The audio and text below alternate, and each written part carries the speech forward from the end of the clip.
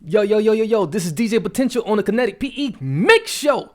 Today we got a special guest. We're going to be talking about overcoming drugs, alcohol, sexism, putting love out into the earth like you're supposed to do anyways. Our guest is Caleb, aka Professor. Stay tuned and shout out to our sponsor, who you will hear more about on the other side. So stick around, let's get into it.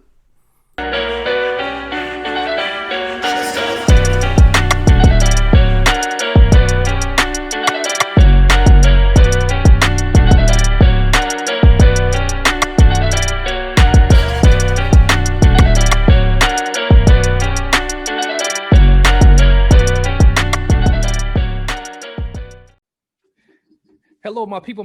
Welcome back to the Connected PE Mix Show on WTLB Digital Broadcast, Transform U Radio on the Transform U Media Network. I'm your host, as always, DJ Potential, and today we got a very special guest, someone, I'm privileged to be with today. Very humbled to just be able to talk with him. We've been talking on the other line, on the opposite side of here, just talking about life in general, talking about his journey and all that he's doing and the things that he's just so passionate about. And he's really going to bring you some awesome content today, really going to inspire you, really going to transform your life. You're going to walk away just feeling like a breath of air. It's real good to have some positive people who's putting out some positive artwork. You honor me, man. You honor me, man. I got to. He's right here. Caleb honor me, man. I'm a broken man. I'm just taking those pieces and turning them and putting them into lessons, man. That's all it is, bro. And I'm honored I'm honored those words. Thank you so much. Those mean a lot to my heart. Hey, well, you deserve it, man. You've been putting in the work, and it really translate into your music. But just how you carry yourself from the very time we said two words, it was enough. It was enough for me. I got sold on it. dude, I know. Well, hey, I saw that hat, and I was like, yo, my man's got good taste in like sports and fashion, and hey, yo, like I'm digging this. This is gonna be fun. Yeah, he got a way to connect with people. So no, you've got a way of connecting with people. Man, so aside from just, I can go through just the fact that you're a multi-instrumentalist, a producer, a vocalist. You bought your first digital studio, DAW. Oh, you really did do your research. Yeah, dude. My first paycheck went to buying FL Studio. Guess what? They just signed me on as a sponsored artist last week. Did they? Yeah, dude. So it's amazing. It comes full circle. 10 years ago, my first investment I ever made. Boom. I was just... Life's crazy, invest in yourself, invest in yourself. If you can invest in anyone, and if you believe in yourself, do it. That's what I can tell people. Man, that's so hard to do for so many people, and sometimes we don't know how to do that. It is. I think what kind of stops us from doing it, we blame it on the outside, but really it's us. It's easier to blame the outside. It's easier, and there's something I'm going to say that my man said the other day. It's easier to be cynical than to feel challenged. Right. And we should be, when we see something that we can't do, we're cynical of it. Oh, that song's like, okay. Or, oh, he got 34 points the other day, but instead I should feel challenged to do that. I should feel challenged. I feel that a lot of the times when we're weak, we're cynical, and being a cynic is okay, but imagine yourself being challenged by that potential. And sometimes it's hard to beat, but try and find it somewhere down there, man. I mean, I can go deep down, like I know what it's like to be suicidal, and there's no need to challenge yourself, but dude, there's something there. I promise that in every single one of you, that there is something there that is blossoming and is literally unique to you, that only you can bring to this world, and is going to add to its unique beauty. That's beautiful, man, because the fact that you did some of these things that you're going into right now with no previous training at all, especially when we talk about music. Yeah, I try all myself on the internet. And then YouTube too. You know, people say like, oh, you know, you got to go to college, you got to do this, you got to do this, you got to do that, and or you got to pay this guy $3,000 to teach you like over 3 days. No, you don't got to do that. Yeah, sometimes the resources is right in front of you. Yes. Yeah, the drive. What they're going to teach you, if you pay someone $3,000 to teach you how to be a YouTuber, what they're actually teaching you is how to get on a daily habit schedule. They're not teaching you anything super secret. Right. The secret about being making good, I think, in my opinion, about making good art, YouTube, or music is creating something that you specifically are passionate about. And the people that are passionate about that topic, it will resonate with them. So just to switch gears a bit, and this kind of ties into like kind of what we're talking about along the way too. Yeah. And I know people gonna be curious. How did you get introduced to music? It's wild, man. And okay, so I was private schooled my whole life. I grew up a really privileged white boy, but it was always a real issue for me. Around 7 years old, I realized like this isn't right, you know, like something is weird. I had a buddy in high school, a few buddies, still very close buddies, Gerald Joyner, Freddie, I had Jared. And one day, Jared and I, 18 years old, just after school, I'm like, yo, let's make a rap song. And he's like, yeah, let's fucking do it. I have a Mac. Okay. So he literally makes a beat in an hour. And I'm like, what the? So I write a thing and I'm like, this is expressive. I literally was just able to say how I felt, but people listened to it. Right. And that's what got me into it. And every time I would hang out with Jared, he was so good. He actually works at the studio that makes the cartoon Archer now. He's the art director for them. His name is Jared Hickman. But he introduced me to the fact that you don't need professional training to do what you love anymore. You just need the passion to chase what you want to do. And that's where it all started when I was 18. That first song, Watchdog, that we made ironically and got me into YouTube tutorials, FL Studio, Image Line, which now sponsors me and I make tutorials for. Like, knowledge is becoming such a great power. And that's really like, I got to thank the internet and I got to thank Jared and I got to thank just creativity, like for getting me started on that, you know? You kind of took me down memory lane with just your boy, you know, like creating a beat in an hour. And thinking about FL Studio, especially when it was called Fruity, it was Fruity Loops. It was Fruity Loops. Yeah, dude. People made fun of me for a while for calling that after they changed it, and I was like, I gotta stop doing that. Gotta stop calling it. It's not Fruity Loop Studio. It's FL Studio. It's FL Studio. Yeah, but like I had Fruity Loops, and man, I just sit there, play around with it. And get my same thing. Get with my buddies and we make a beat. You're just doing it for fun, man. Doing it for fun. And you know what? I think that passion matters because you know what stops someone from doing something is when it becomes work and they're not getting paid. Exactly. So when you're having fun with your buddy, you're already getting paid. You're having fun with your buddy. That's what kept me going. Like, that's what taught me, like, yo, if this guy who has no music classes and all literal art and digital illustration classes can make cool beats, that means I can do it. There's no reason for me not to. So I need to figure out how to do it. Luckily, YouTube was still blooming. Yeah, it was. But I found a nice channel and I learned some stuff. I learned some music theory. I mean, nowadays,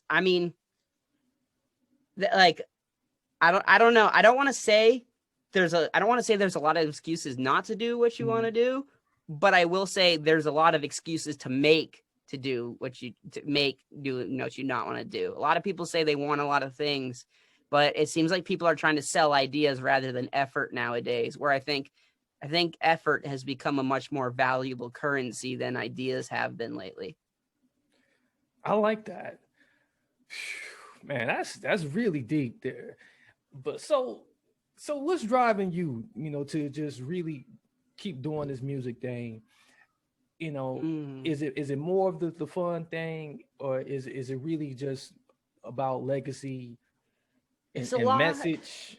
It's a lot of what I'm discovering, man, because I work with two really close guys. I got my Mm, boy Chris Elliott. I have my boy Chris Elliott. He's fully adopted. I'm only half adopted. He right, grew up like foster homes, like all that kind of stuff. You know, he had to deal with some real hood shit. And I've got right, my boy Fernando, who was born in Colombia, didn't know a lick of English. Like dad pretty much murdered his mom and he moved here. So I have two really close friends, and these guys I make music with for fun and for free because they share a passion of truth that I want to find, which right. is it has to be some kind of love. I believe it just down there, but I'll explain that later. But I keep doing it because of the comments I get. You know, sometimes you get the comment that's like, fuck you, faggot. Took you 7 minutes to get to the topic. And I'm just like, yo, thanks for the comment. Love you too, bro. Mm-hmm. Boom. But then sometimes you get you get a comment that's just like, yo, this like made my day. I just cried. And like, it reminds me of when I was 17 and 16 and in mental rehab, and I was dealing with suicide. And I remember a lot of what could reach me when people couldn't reach me was art. And it reminds me of Billy Talent, My Chemical Romance, even like some MF Doom and things like that.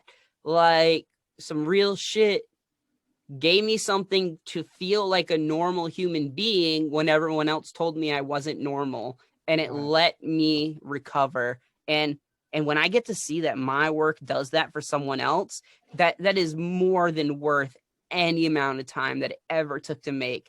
If it saved one person's life, if it made one person's day better, because that's a chain reaction. Exactly. If it does any of that, then that's literally what I was called to do, because that's what I decided I wanted to do in high school, but I never Mhm. took any classes for it. So first thing I did was I got a job at GameStop and bought FL Studio. I love it, man. So it's just for Oh that. It's man, for yeah, that, man. Like I exactly. want to. There's a lot of people out there that need love, and that Right, like it's hard to reach them, man. But that like music seems like a really good way to reach people that like aren't looking to get reached, right? right. It really breaks down some of those those barriers that we try to keep up, Barriers, yeah, yeah. I could and say pierces barriers and builds bridges. it does, and that's what so much of what we need. So more. So we need more of that in the world right now, I think and so there's too. a lot of people that can resonate with your story. There's a lot of people that need to hear more of your story, I appreciate especially that. when we talk about like just your past issues, and some of the Yeah. poor choices you probably that you made a little Oh bit with yeah, with yeah, drugs and yeah. alcohol. You mind sharing Not at the all. audience a Not little at bit about all. that and like how you spiraled down? Oh, I'd love to share it. That's all part of who I am and all part of what I do and everything. And I'm gonna tell you guys, every day I am thankful, and it doesn't have to be the Lord. You can be whoever you thankful you want to be, but I'm Right. thankful for every challenge that I've gone through because Yeah. it's made me a better tool on the other side. And know that if you're dealing with challenge, that you're being refined to become a better tool right now. So if you're feeling challenged right now, be blessed because you're going to be better on the other end. Okay. And for me, man, depression started at like 7 years old. At 5 years old, I became aware I had a spirit and was a person. 7 years old, my parents wanted to get divorced. I was like, fucking get divorced. And they did, and they hated each other. And it was such a Mhm. mess. Mom was doing things, dad was doing things. I got suicidal. I got angry. Eventually it got to the point where alcohol became available to me. And I got into that. And alcohol was a really easy escape because I had a really easy job. I was a CFO for a $40 million company, or not CFO. I was a CFO's chauffeur. So Yeah. I'm sitting here waking up every morning, chugging half a bottle of Everclear, driving her to her job, coming back, going to sleep and doing it again. But the problem is I'm putting her life in danger and I'm ruining my own life. And And coming off, and that was Everclear. And I think when I hit Atlanta was when it was its worst, because that's 95%. And I remember one buddy just taking me in saying, Caleb, I love you. I'm taking you in, but you can't live here. Took me in for a month. I helped him set up his wedding, just morning, waking up, drinking, going to bed. The reason why is because I didn't want to feel alive. There was no good reason. There's no good reason to feel alive. And that's the problem with like alcoholics. I don't think the problem is in the alcohol itself. I think the problem is within how we feel about ourselves. Exactly. There's no neat reason to run if you love yourself, right? Right. So like that's what I learned in Atlanta, is that like I wasn't running from an addiction. The addiction was my self-loathing and like my self-pity. And then one day I was just back up in Huntersville and Charlotte area. My shaman buddy, not to get too crazy, but gave me some mushrooms. And then like, you know, something said like, hey, Caleb, you know what? You tried committing suicide 5 times now, right? I'm like, yeah. I'm like, have you succeeded yet? No. He's like, yeah, that's my doing. But do you want to succeed now? I'm like, yeah. But he's like, what if I show you this? And then like metaphorically, I see this like me helping other people who have dealt with the same things I've gone through. And he said, this is why you're not dead yet and what I have planned for you. Whatever it is, doesn't even have to be a God, but whatever, it could be just my own self-love that said that. Right. It is that. And at that moment I said, okay, it's time. Like, and I'm not telling anyone who's suicidal and contemplating it a pussy, but for me, I was emotionally dragging people by the neck by my self-suicide, making sure, hey, don't talk about this around Caleb. You know, I said, stop being a fucking bitch. It's time to man up, and it's time to do what I was meant to do. And you know what I was meant to do? I was meant to save people from hopelessness, despair, sadness, everything that I have gone through to that moment where I could have ended it now became every tool I was equipped with to fight it. That's powerful, man. You know, and rather you do it through, you know, rather you discover that through, you know, a shaman and municipal, you know, it depends. Mushrooms, you know, do the toll, whatever, you know, everyone will find it a different way. Everybody will find it a different way, you know, because we're all on this different commanded journey that we all have to go through, and transformation is going to happen at some point in time, and we're going to all have that turning point. And it's good that you were still kind of open to receive that input. You know, it really shows a lot about, you know, just your character in general. And thank you. Just the fact that like, hey, you are called to something higher. I definitely am humbled with the fact that people value my opinion. I'm not anyone super special. I'm literally just I'm a white guy with some long hair that teaches English to Chinese students and like taught himself some music. But the thing is, like, other than the color, everything else we can all actually control. Like, I could be, and the thing is, I don't want to get too much into like racial things because I don't understand it. I'm not from the heritage, so I can't speak of the pain and I can't speak of taking power out of it. But I do know that if I can create knowledge through videos that is accessible to everyone, then they can have the same opportunities I had. If I can create opportunity for boy, girl, male, female, white, black, Hispanic, anything, if I can create opportunity, I can break down that wall just a little bit. And it's not going to be through my birth because of what I am, but I can at least try and make a change in a direction that where I want to see things be. I want to see everyone born or everyone grow with the same opportunities. That way, because I think all of us are worth so much, but a lot of us get held back by so much. I was just lucky that I didn't. I was just lucky that I was born the way I was. I mean, like, I chose a lot of my hardships. I chose to be homeless. Because I was adopted to be bred to be a preacher, and that ministry filtered 80% of their income into a Swiss bank account, and my uncle is arrested for being in charge of a $42 million, what do you call it? Ponzi scheme. Ponzi scheme, yeah. Yeah. So that could have easily been the Caleb I could have ended up as. Right. Like, I was bred and adopted for that. I don't know my biological dad, and that's okay, because I've got dads, I've got moms, I've got all of them, and I love them all. But I could have easily been that, and I felt like a lot of after being 7 years old was me fighting about that because I thought it was wrong. And I'm glad I did, even to being under the bridges, even to being homeless, and even to being like, no, that's not what I'm going to be, because this isn't what my moral standing of equality or right, or this is not what I want of the world. I don't want this to propagate itself. So it was a weird choice, because most people don't choose their hardships. And I did choose my hardships, and that doesn't mean anything more or less. It was just the path that I chose to be where I am now.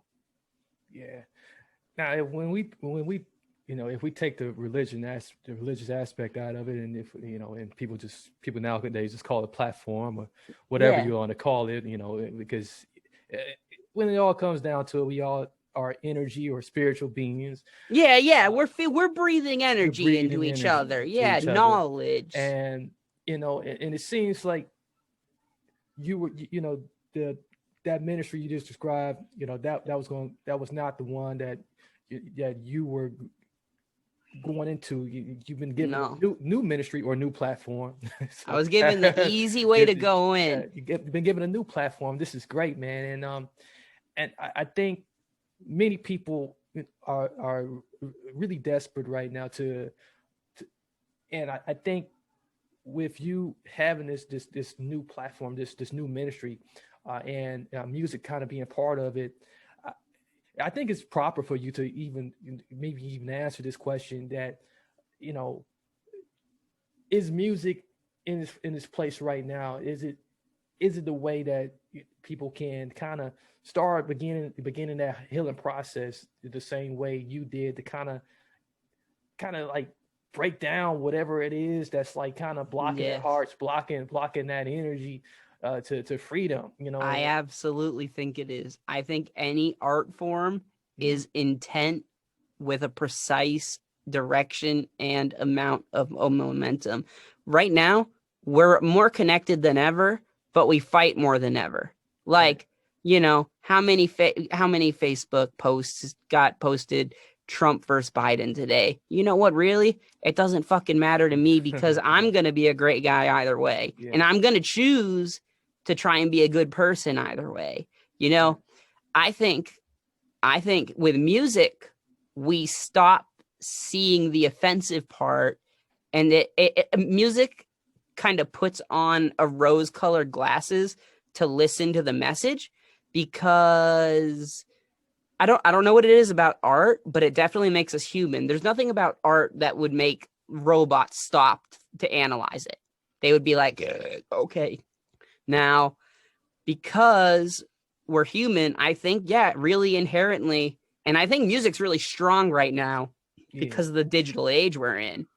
It's accessible, and I think you can tell a story, send a message, and resonate with someone more than ever who needs it. I absolutely think that art with intent is one of the most effective ways to reach and witness to people nowadays, whether it's spiritual, self-improvement, godly, ungodly. I'll tell you what, I listen to some angry ass music sometimes when I'm pissed off, but you know what? It makes me not act angry at someone. It makes me sit down and just like, there's one thing that I said to my friend the other day, and I said that anyone can make a tool, and anyone can make a tool with intent, but it's only going to be used by its user. A cannon with a nuke in it could be used to shoot out in space. A gun with a taser in it can be used to hurt a friend. You know, it comes down to the user and the tool. And right now, in my state of my life, I feel like I'm just a tool of trying to communicate that, like, there's no need to keep attacking each other, guys. I promise. Like, I feel like 20 years from now, do you ever feel like 20 years from now, your kid is going to look back at your Facebook and make fun of how much you argued with people? Well, I try to do a lot less than that. So. But do you feel like that's going to happen for some people like that's that you know? Happen for a lot of people. That's going to happen.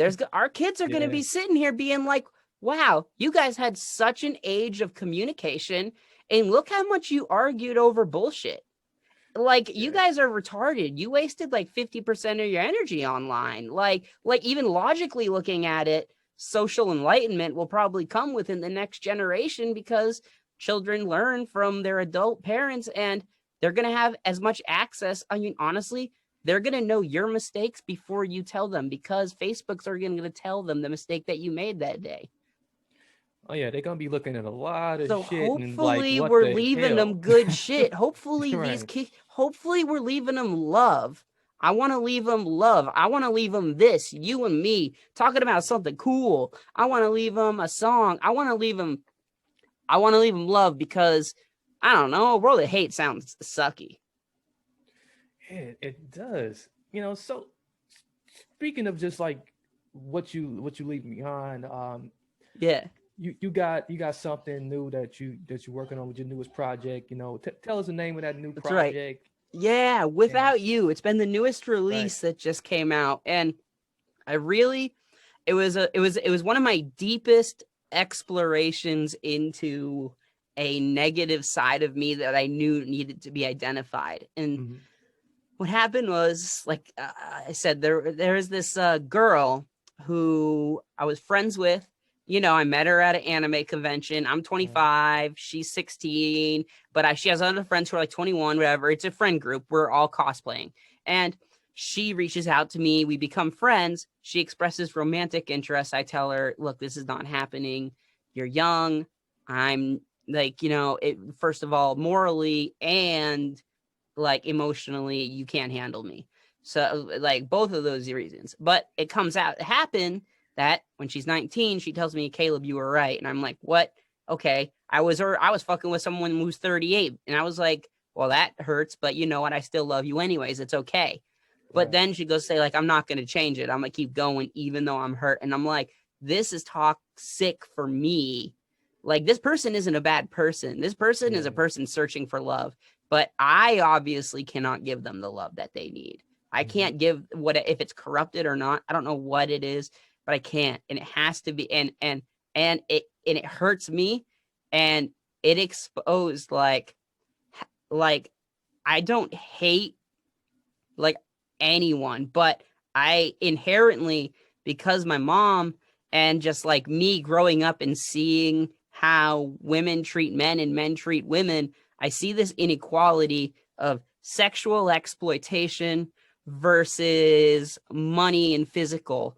And exposing my heart has become one of the most, to a woman romantically, has become one of the most fearful things in 7 years. And this song is about tearing out that final exposition that I had for that girl that I loved. And even though we weren't dating, she would, at the end of the day, she was like, hey, like, I was like, I'm coming to New Hampshire.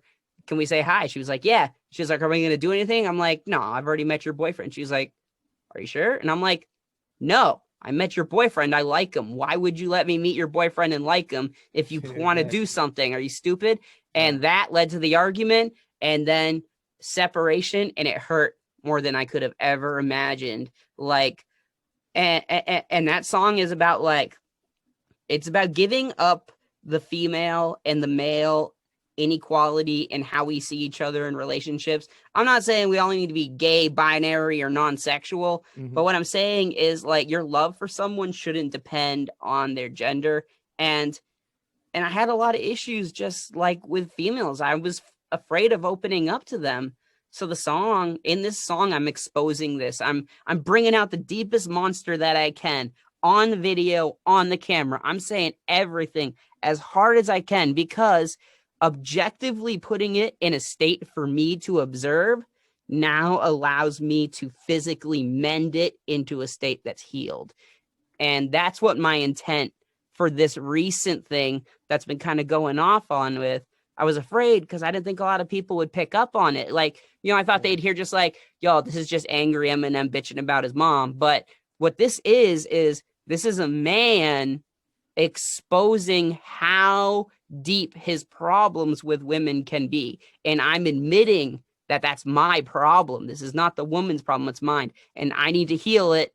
So let me put it there so I can see it and heal it. And I'm just gonna and who whatever you say, positive or negative, will probably actually help me heal that. It's a rough song, but I think like receptionally wise, it seems like people have resonated with it. I've even been called brave for saying that, like, I'm trying to fight sexism. I wouldn't call that bravery. I would just call that being wanting to be a good person.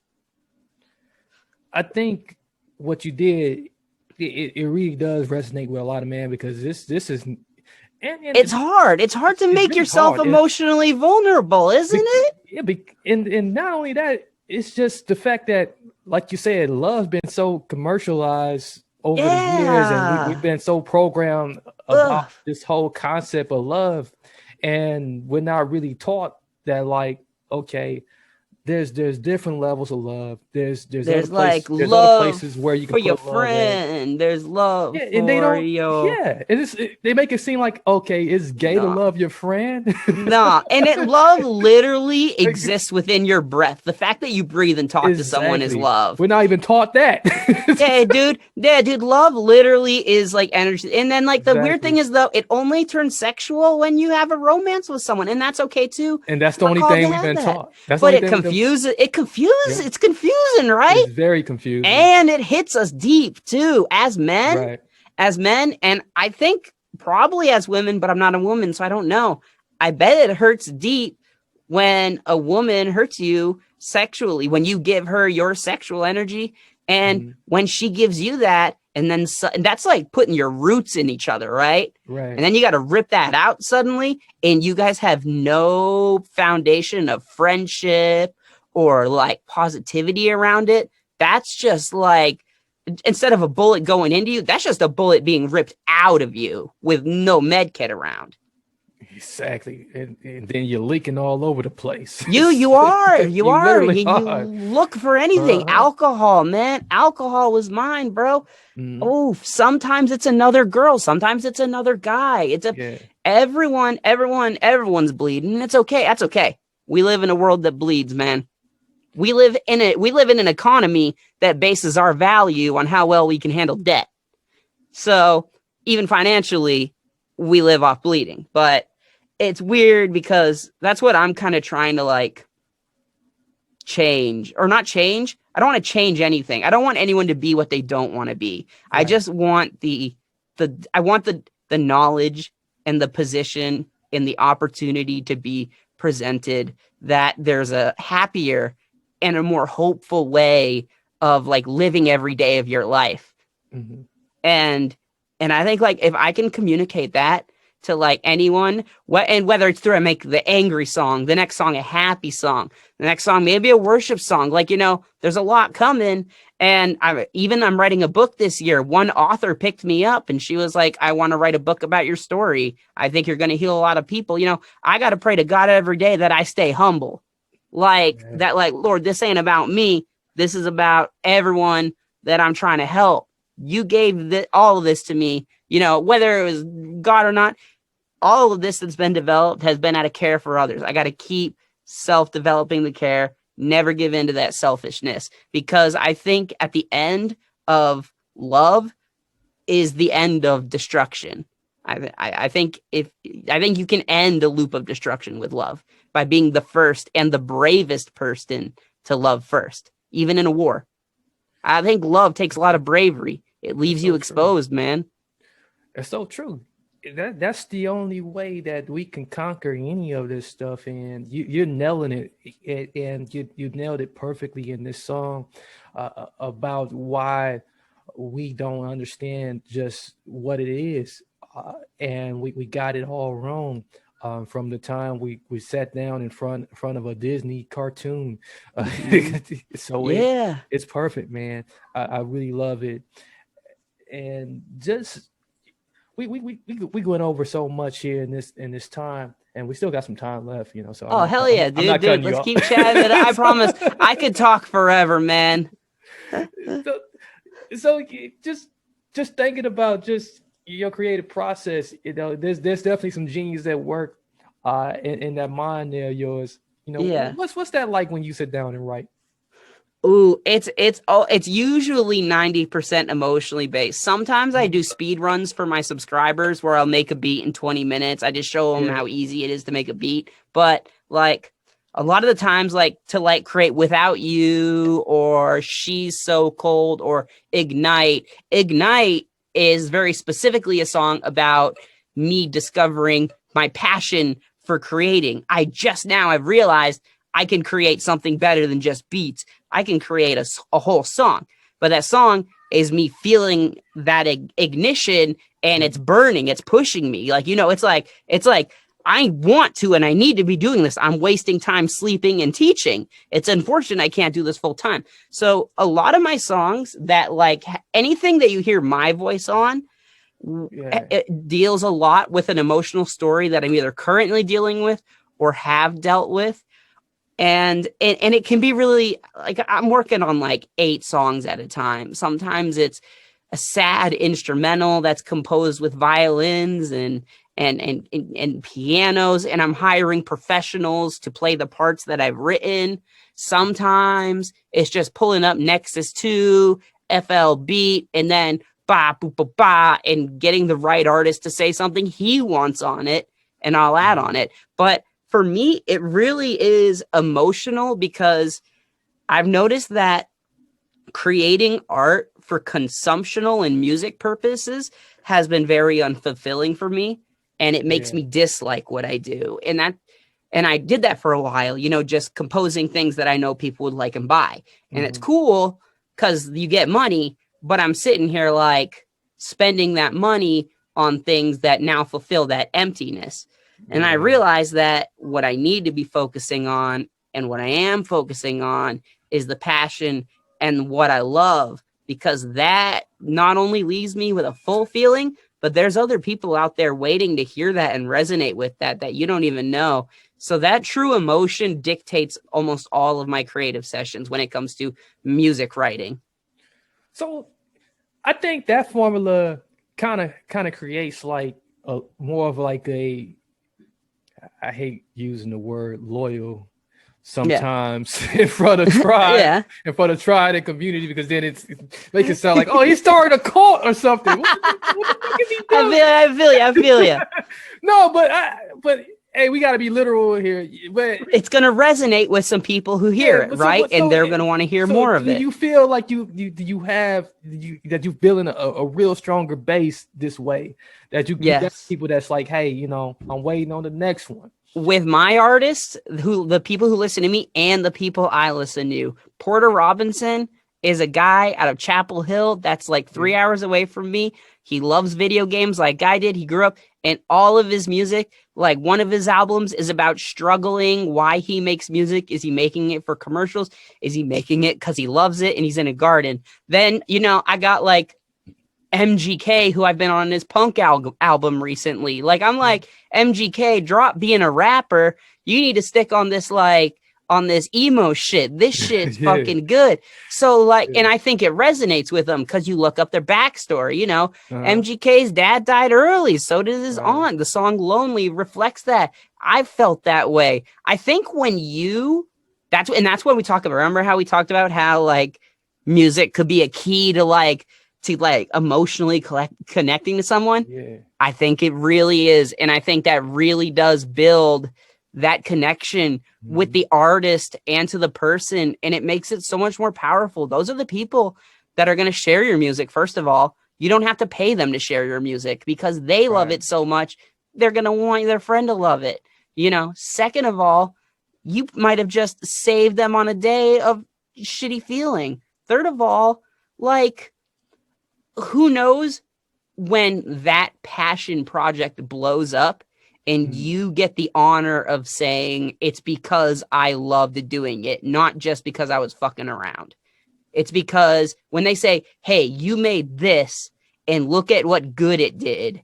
Why did you do it? And you can talk about it's because I was passionate about making everyone have that opportunity. It's because I was passionate about making at least everyone have a little bit of love. I think if you deal with what you're passionate about, you'll always be happier in the end with what you create. Just like being a chef. I used to be a cook.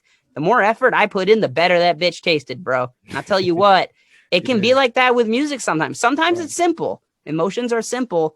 But most of the time, the things we struggle with long-term are not the simple ones. So do you ever feel like it's going to be a time where we're going to have like this, and I like to call it the junk food music versus like just this pure music that you kind of fall in? Already Because like what I do sometimes in my mixes and my when I'm DJing, you know, I take some of that junk food music and I won't even like play a whole track. Yeah, no. I always play around with it. There's a formula for music. You can make something in 20 minutes. All you got to do is find the right guy to market his voice on and dress him up as. That's okay. That's what we call consumable material. I'm going to use, this is not a hate thing because I love my boy, Lil Pump. But Lil Pump don't own any of his masters. Right. He's the kind of guy that gets called in 2 times a month to talk about bullshit on a track that everyone else owns and he no longer gets money off of. And it's sad because, you know, he deserves a little bit of that. You know, that was his creation. But what he was promised at that point by a group of people, maybe like you and I, or creators or labels that, hey, all we need you to do is hit this studio 2 times a month, put some bullshit on the track, and we're going to make sure you got money as long as you're doing that. But the problem is when that style's gone, that money disappears and that 2-month disappears and Lil Pump doesn't own the master to Gucci Gang anymore. And he hasn't been taught by his managers to have an investment in anything. Right. And so talented artists like Lil Pump or anyone can be taken advantage of by the business. Absolutely. There's people already primed to take advantage of people in the business. And I got to tell any of you who's being offered anything, if you're not going to take the time to read over your thing, like I've read over all of mine, if you're not going to take the time to read over, if you don't understand it, please hire a lawyer cheap. They'll do it cheap, just a $10 look over to let you know what you're signing on. Cause if it's your art, man, like don't let someone else use you as a tool and then throw you away. And I think it already does happen, man. I think you're right. I think commercialized music, it already is a thing. Copyright music, commercialized music, I make commercialized music, Pawn 5 and Song Trader. I'm making like just ding, ding, dong, because people need it. It brings in money, but I'm definitely not passionate about it. Yeah. Yeah. Yes. You know, again, it's just like, some of this junk TV stuff is always going to be around because it's people that's going to always consume it, you know, because it's for some strange reason people love to have their devices of stuff, but but then the stuff that's really real and I think it's going to grow. I really feel it's going to grow bigger, and internet at some point it's going to kind of outweigh the stuff that we see as the vice. I think you're right, because you and I are becoming the normal consumers. I mean, right. I'm 30 now, man, and like you and I are like the people that are earning the money now. And right. It's sad to say, but like there are a lot of old political people who are dying and leaving that state of power. And that state of easy consumerism being fed to us is really looked down. You know how you feel when someone says you have to watch that movie. It's so good and you just don't want to watch it. Right. That's what's going to happen eventually is this. And that's that breaking point. And eventually that value is going to be there. In the internet, thank God for the internet, we're going to have that. You're going to have a choice of medium that you digest. I remember the first music video I ever saw, and I'm so blessed and glad it was. It was Will Smith's Just the Two of Us. And you know what was wild? As a 5-year-old boy, that was the first time I had ever seen a black man. Wow. I lived in New Hampshire in a small town, and I saw this man. You know how I saw him? I didn't see him as a black man. I saw a man doing something what I learned in school called rhyming. He was rhyming to something I learned called music and a beat. And these lyrics were talking about being a good dad. And before I even saw him as a black, a white, or any man, I saw him as a great man and a man I wanted to be like. That was the first time when I was 5 years old that I decided I wanted to be a great man.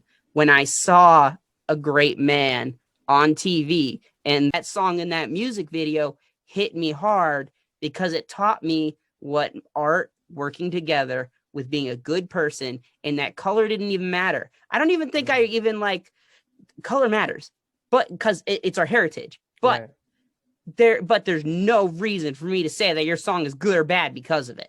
And that shit hit me hard as a 5-year-old because that was my first exposure ever as a young little white guy living in New Hampshire, man. You don't get that exposure. You don't understand what you're seeing a lot of. With the internet nowadays, we have the opportunity to expose our children to all kinds of joy. That's why I want the things we make to be like joy and celebration. I want to be joyful. I'm a middle-aged white man.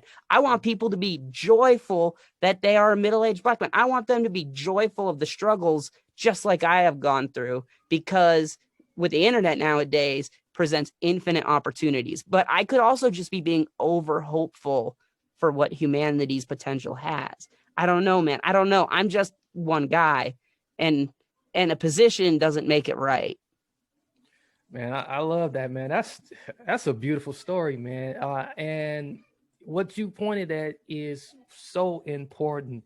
What we're giving our kids early on, it really leaves an impact for later on. It's gonna. I'm telling you, they're gonna be making fun of us, bro. Just that image alone, dude. Your Facebook, they're gonna be able to see, yo, your dad was funny in 2021. What?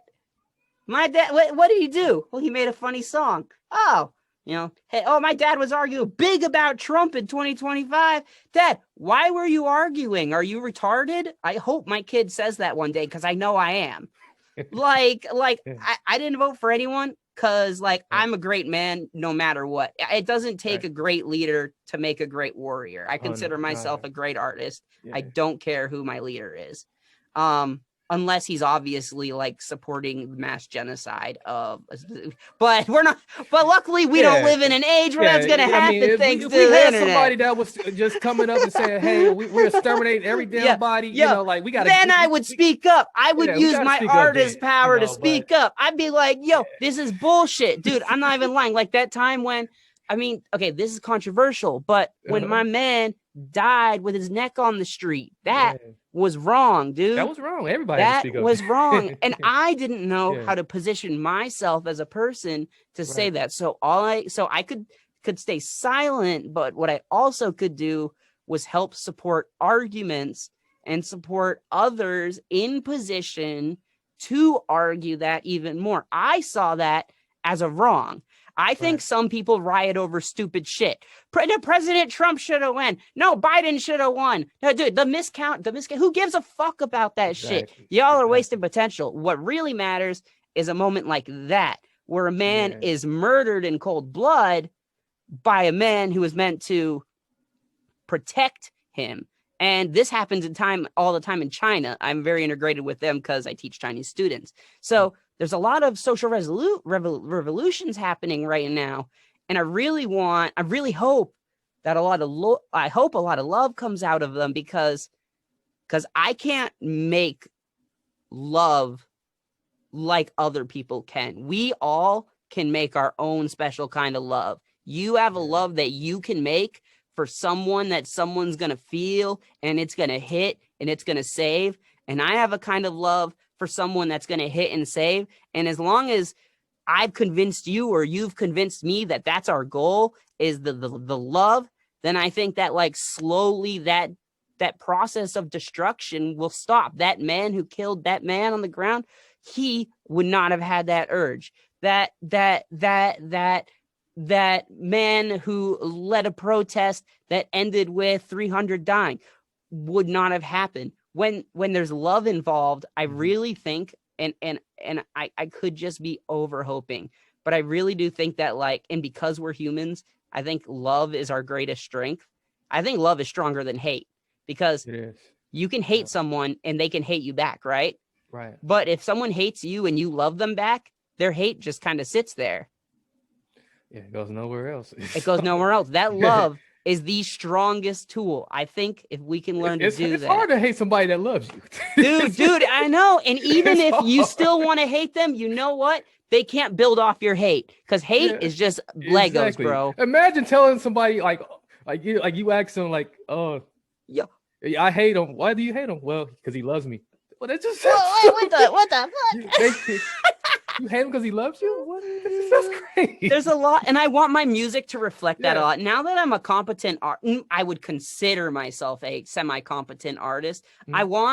I want my music to replicate love or finding hope in hopelessness, like Without You was. It's a very angry song, but it, like with context, people know, and I'll be able to reach out to people who have issues with sexism in women.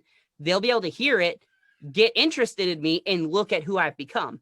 Next, I'll be able to make a song about celebrating that overcoming. You know, It could be like, fuck it. I don't even know what it could be. It could be on some cool vibes. Like, I don't know what the world holds, but the goal is that's the goal for me before I die is that positive impacts and positive waves of energy go beyond my observable universe and time, that I leave something that lasts and helps humanity, because there's no other humanity out there helping us.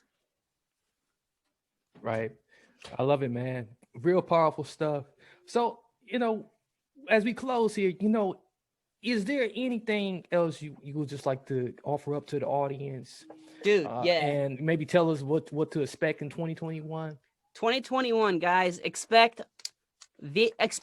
a lot of raw Caleb stories. A book is being worked on right now. I talked with the author just an hour beforehand, but specifically, I want you guys to know that like reach out to me in a comment, reach out to someone if you're feeling something bad.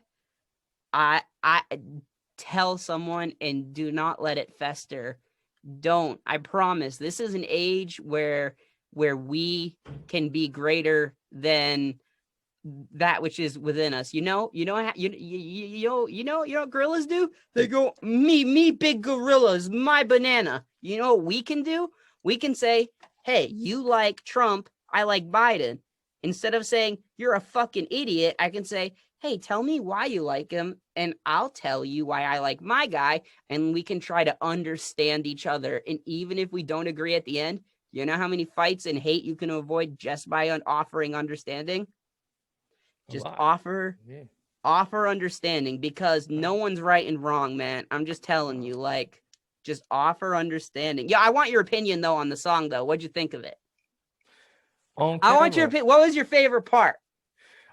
And I told you this on the other side, so I'm going to tell it to everybody on camera. My favorite part when he broke down and he started rapping. So you guys got to get to that part. When he broke down and started rapping, you're gonna feel that instant connection. It's gonna let you know that he was serious about what he was talking about. Did you like that flow? I didn't even think I could flow like that, bro. He flowed, so dude. you guys gonna catch that. So you're gonna be waiting for it, and you're gonna really enjoy the song. Real good vibes, real good melody. So dude, expect it. Thanks for having me on here, man. I wish I could ask more about you. Do you want me to interview you for a little bit? I'll put it on my channel. Okay, yeah. So we can do that. All right. Nice. Let's but make a close before we get that, tell us where we can find you. Find you? Find me. Find you. Yeah. You can find me at youtube.com. Okay. Spell any of these out with Professoar. That's Instagram.com/professor, but that's with a 0. YouTube.com is where I'd love for you to go. YouTube.com/professor, Professoar. SoundCloud.com/professor. And you can also find me on Spotify as Professor, Apple Music as Professor, Tidal as Professor, and all of that good stuff. But hit me up on the YouTubes first, guys, and let me know with a comment. That way I can talk back to you. I always love to hear from you. Beautiful, beautiful. Take a dance with sobriety. As I remember, I'm the one that said you can't rely on me. Or maybe we're just crazy and a product of society. Fuck that, I'm not an excuse. I'm not just like you. I fight for all my life before succumbing to the noose. And we know you've got some screws loose that can't refuse you. Just offer up some sex and break. I wish what I was getting ready to tell you right now was a scare tactic, but you know what? It's no joke. In fact, I talk about it all the time on shows like the God Pill Wisdom Show and J Moore Tech Talk Show, our partner show. Government and bad actors are around the corner waiting to steal your data, or at least be nosy about it. I almost lost my life because I was unknowingly participating in fraud. I didn't even know it. 2 life sentences I was looking at. But now I stand firmly against anything like it. This is why my tip of the day for you is to hook up with a company that can protect you and give you all type of solutions. This Nuisance approached us, a veteran-owned company. Woo, who would have knew? Former military, they got the insight. They know how to do it. They know how to serve you. Hook up with them right now. Tell them that I sent you.